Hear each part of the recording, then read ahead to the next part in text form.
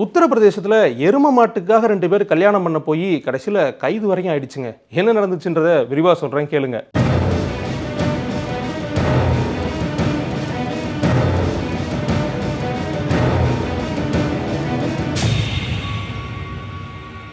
உத்தரப்பிரதேச மாநிலத்துல ஹசான்பூர் மாவட்டத்துல கிட்டத்தட்ட ஒரு 300 ஜோடிகளுக்கு கல்யாணம் பண்ணி வைக்கிறதுக்காக அங்க இருக்கிற ஒரு கல்லூரியை ஒரு திருமண அரங்கம் மாதிரி ரெடி பண்ணியிருக்காங்க. அமைச்சரே தலைமை தாங்கி இந்த கல்யாணத்தை நடத்துறதுக்கு முன் வந்திருக்காரு.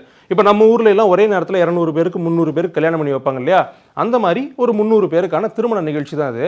அந்த திருமண நிகழ்ச்சியில கல்யாணம் நடக்க போற அந்த சூழல்ல ஒரு சின்ன கும்பல் உள்ள ஒரே பிரச்சனை பண்றாங்க. என்னடா பிரச்சனை, என்ன ஆச்சு அப்படின்னு பார்க்கும்போது அந்த தம்பதிகள்ல ஒருத்தங்க அவங்களோட கல்யாணத்தை நிறுத்தணும் அப்படின்றதுக்காக அந்த கும்பல் வந்திருக்காங்க. அஸ்மா அப்படின்றவங்களோட திருமணத்தை தான் நிறுத்துறதுக்காக வந்திருக்காங்க. வந்தவங்க வேற யாரும் இல்லை, அஸ்மாவினுடைய முன்னாள் கணவருடைய சொந்தக்காரங்க.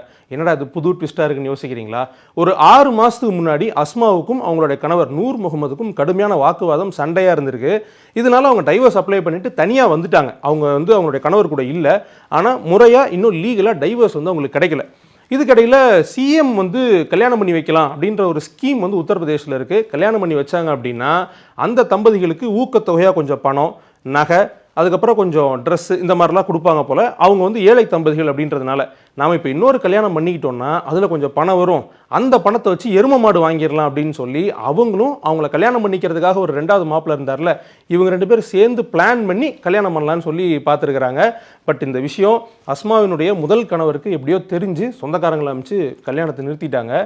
அதுக்கப்புறம் அதிகாரிகளை கூப்பிட்டு இவங்க இன்னும் லீகலாக டைவர்ஸே வாங்கலை, அதுக்குள்ளே இந்த 2 பேர் கல்யாணம் பண்ணிக்கிறாங்க, அதுவும் குறிப்பிட்டு பணம் வரும், அதில் எரும மாடு வாங்கலாம் அப்படின்ற நோக்கத்தோட கல்யாணம் பண்ணிக்கிறாங்கன்னு சொல்லி போலீஸ்கிட்ட பிடிச்சே கொடுத்துட்டாங்க. இந்த சம்பவம் அந்த பகுதியில் பயங்கர பரபரப்பை ஏற்படுத்தியிருக்கு. தூரத்துலேருந்து படிக்கும்போது நமக்கு என்னடா இப்படி இல்லாமல் நடக்குது அப்படின்ற ஆச்சரியத்தை ஏற்படுத்தியிருக்கு.